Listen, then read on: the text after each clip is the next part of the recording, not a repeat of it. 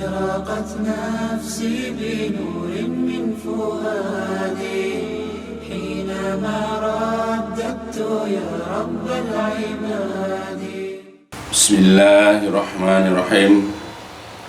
إن الحمد لله نحمده ونستعينه ونستغفره ونعوذ بالله من شرور أنفسنا وسيئات أعمالنا. من يهده الله فلا مضل له ومن يضلل فلا هادي له. أشهد أن لا إله إلا الله وحده لا شريك له وأشهد أن محمدا عبده ورسوله. اللهم صل على محمد وعلى آل محمد كما صليت على إبراهيم وعلى آل إبراهيم إنك حميد مجيد.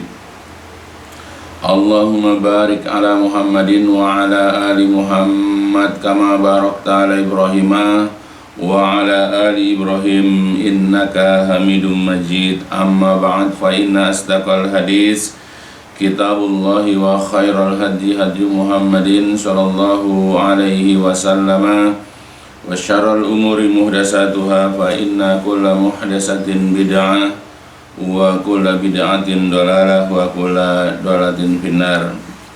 Alhamdulillah, pada waktu yang mulia ini kita akan belajar tentang hal-hal yang dapat menambahkan keimanan kepada kita, dapat menguatkan akidah kita, dapat memberikan motivasi dorongan kepada kita dalam mengerjakan amal-amal soleh yang telah diperintahkan oleh Allah Subhanahu wa Ta'ala dan juga Rasulullah Sallallahu Alaihi Wasallam.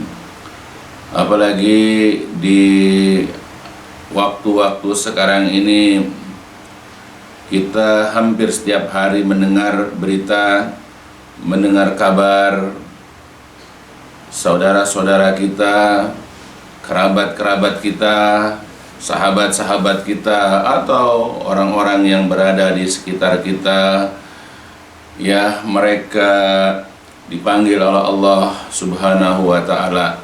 Kita sering mendengar berita kemalangan, berita kematian salah seorang di antara mereka, dan entah kapan ya pada diri kita dan keluarga kita itu akan terjadi. Ya mudah-mudahan Allah ketika memanggil kita dan keluarga kita, ya sudah dalam kondisi kita siap menghadap Allah dengan keimanan dan amal-amal soleh, dan Allah wafatkan kita ya dalam keadaan husnul khatimah. Wahai saudara-saudaraku, tak terhitung kita menyaksikan kematian, tak terhitung kita ikut mengurus jenazah dari memandikan, mengkafani, menyolatkan, bahkan sampai kepada memakamkannya di pekuburan. Tak terkira pula kita dirundung duka lantaran orang yang terdekat, orang terkasih dan tercinta kita berpulang menghadap Ilahi Rabbi, meninggalkan kita yang sedang diterpa oleh kemalangan dan kedukaan.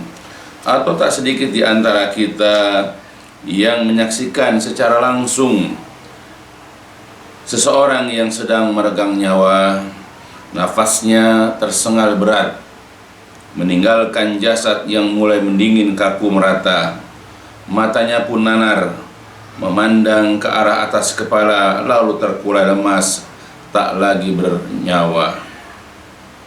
Sering kali terjadi di pagi hari kita bersapa dengan seseorang, namun di sore harinya kita jumpai, ya kita dapati kabar berita tentang kematiannya.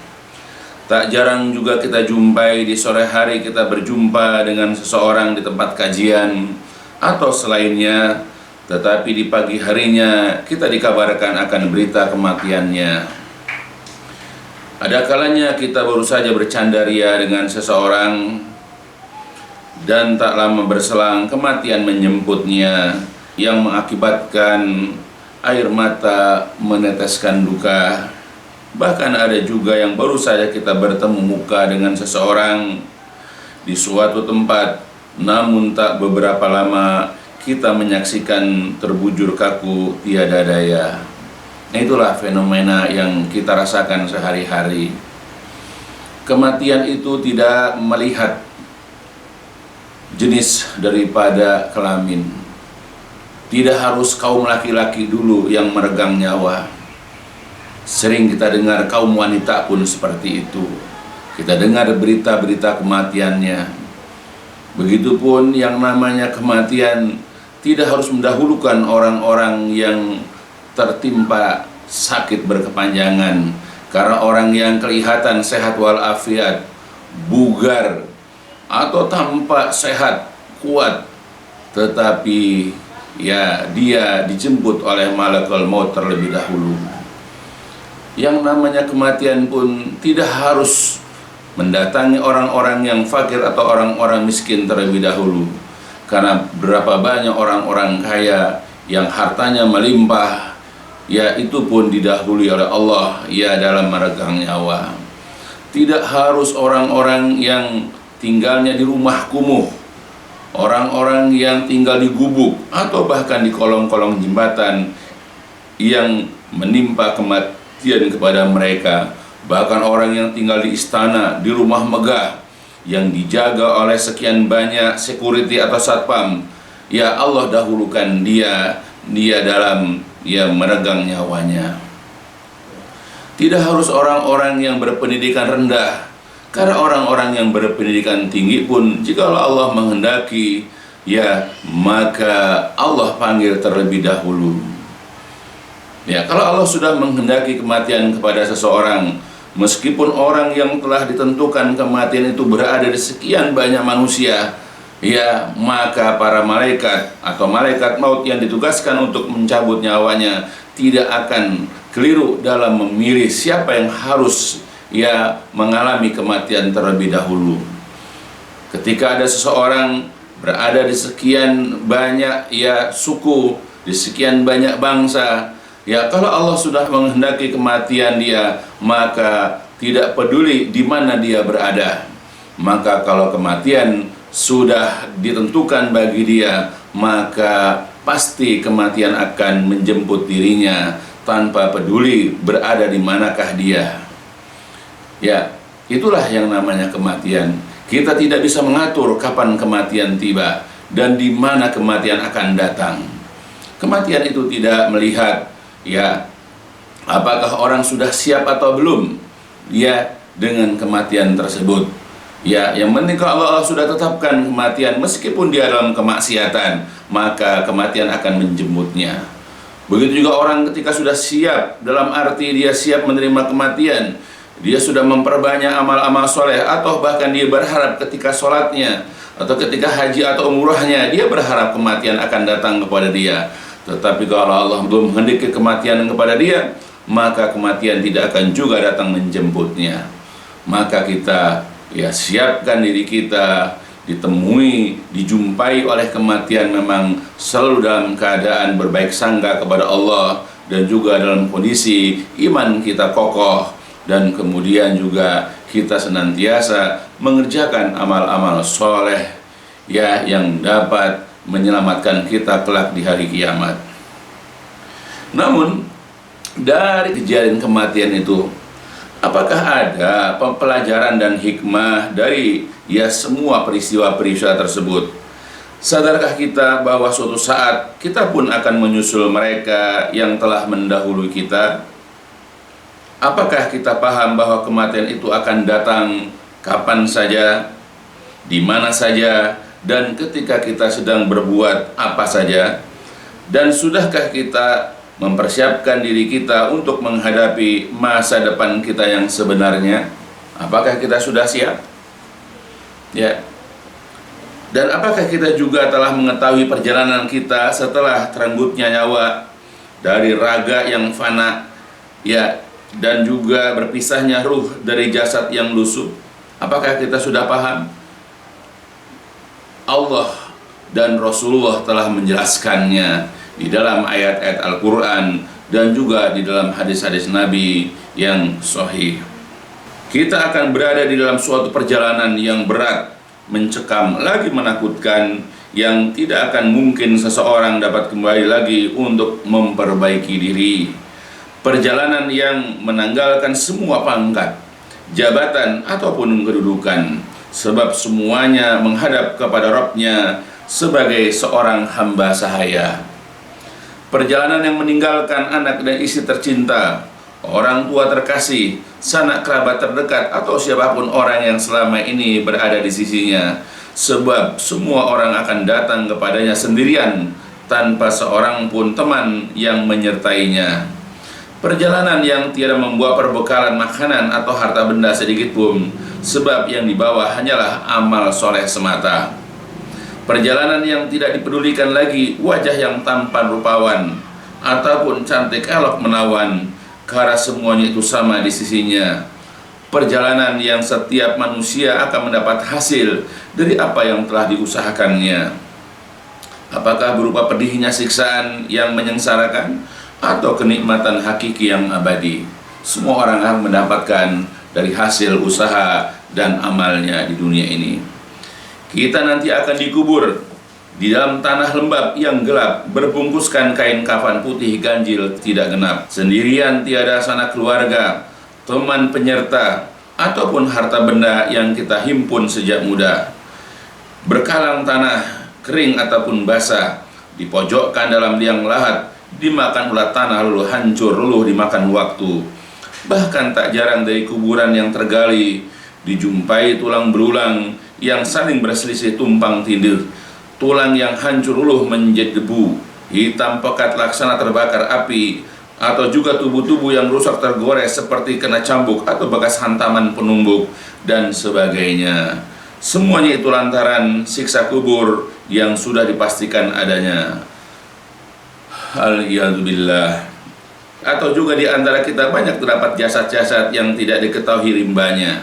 Misalnya tenggelam di dalam lautan yang luas lantaran kapalnya kandas, atau terdampar di suatu hutan lebat yang ganas lalu dimangsa binatang buas, atau teronggok menjadi abu karena terkepung kobaran api yang panas, atau hancur menjadi banyak serpihan akibat terkena ledakan dahsyat yang amat keras.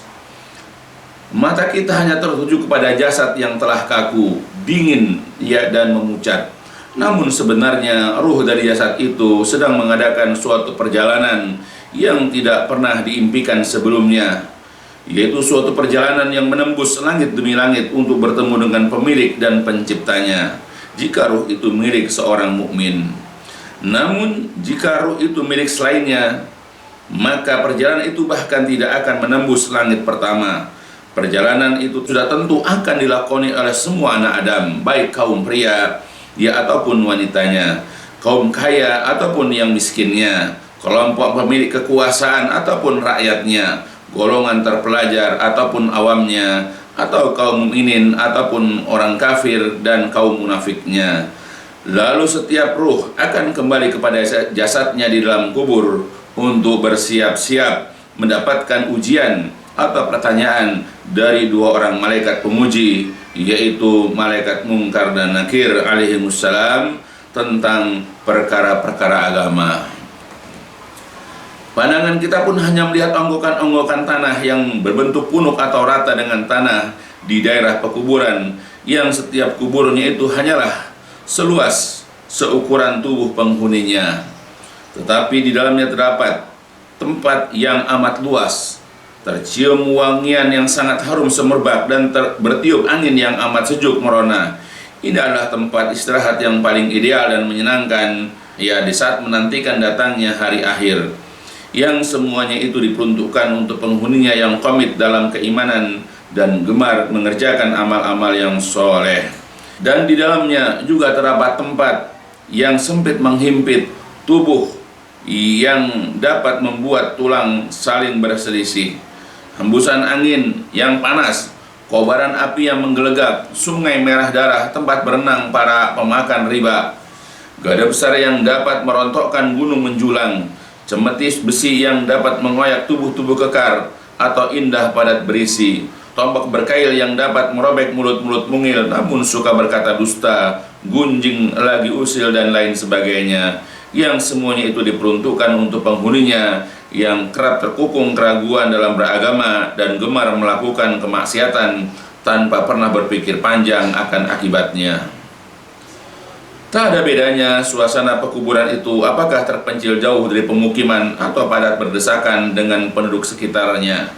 Sama saja apakah pekuburan itu nampak indah lagi asri pemandangannya, ataukah nampak kumuh berlumut semeru tiada tertata. Atau juga tiada beda apakah di dalam satu kubur itu tertanam satu, dua atau banyak jasad bertumpuk menjadi satu yang tercampur antara orang soleh dan yang tidaknya. Atau bahkan kondisi jasad-jasad yang tertanam di dalam kubur-kubur yang semestinya lantaran tidak diketahui di manakah jasadnya berada. Atau bahkan kondisi jasad-jasad yang tidak tertanam di dalam kubur-kubur yang semestinya lantaran tidak diketahui di manakah jasadnya berada. Maka keadaan nikmat dan azab kubur itu sudah tentu dan pasti akan didapat dan dialami oleh para pelakon di dunia ini. Apakah kenikmatan dan penyiksaan itu akan dirasakan oleh ruhnya saja atau dapat dirasakan pula oleh jasad dan ruhnya sekaligus? Sebagaimana akan datang penjelasan di dalam pelajaran-pelajaran berikut insyaallah. Mata dan telinga kita tertipu oleh bentuk lahiriah sebuah tempat yang bernama kuburan. Sebuah tempat yang sedikit sekali orang yang berminat untuk tinggal di dalamnya. Padahal suka atau tidak, siap ataupun tidak siap, setiap manusia tentu akan menempatinya suatu saat kelak.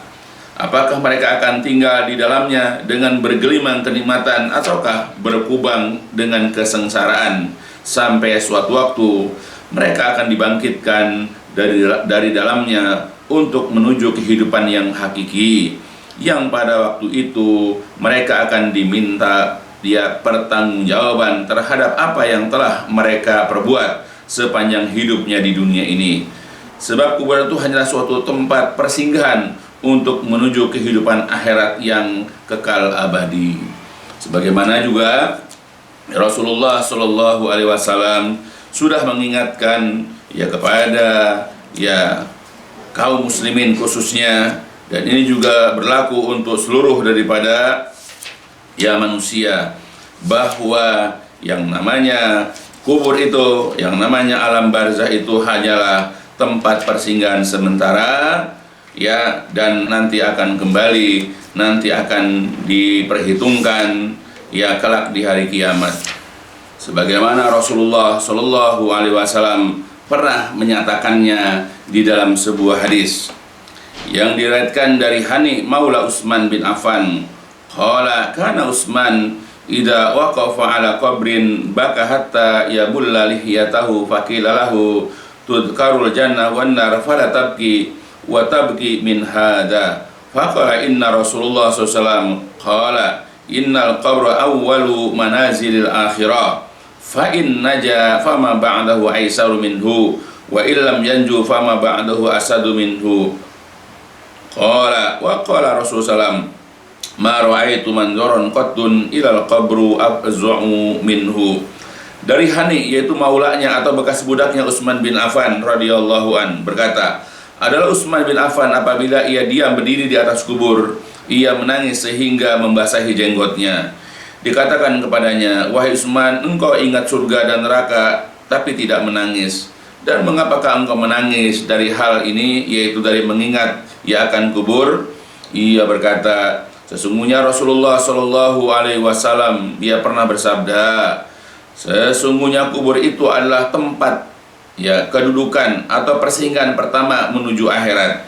Jika seseorang selamat darinya, maka apa yang sesudahnya adalah lebih mudah darinya. Dan jika ia tidak selamat, maka apa yang sesudahnya akan dia lebih berat darinya.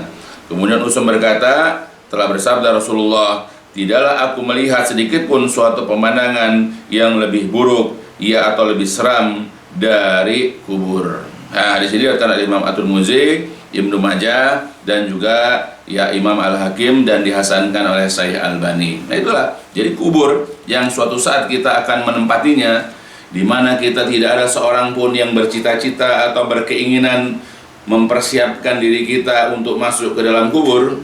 Karena umumnya manusia itu mempersiapkan dirinya itu hanyalah untuk kehidupan dunia ini saja. Ya, maka kelak kita, kendati pun kita belum siap, kendati pun kita ini katakanlah belum sungguh-sungguh mempersiapkan diri, maka kelak kita akan masuk ke dalam kubur. Nah di alam kubur inilah kalau kita ini selamat dari pertanyaan malaikat mungkar nakir, selamat dari azab kubur, maka apa-apa yang sesudahnya di hari kiamat nanti akan lebih mudah lagi. Tapi kalau seandainya kita tidak selamat di dunia, tidak selamat dari pertanyaan malaikat mungkar nakir, tidak selamat dari azab kubur, maka apa-apa yang sesudahnya di hari kiamat nanti akan terasa lebih berat lagi, karena akan mengalami hukuman yang lebih berat, yaitu di dalam neraka. Aliyadzubillah.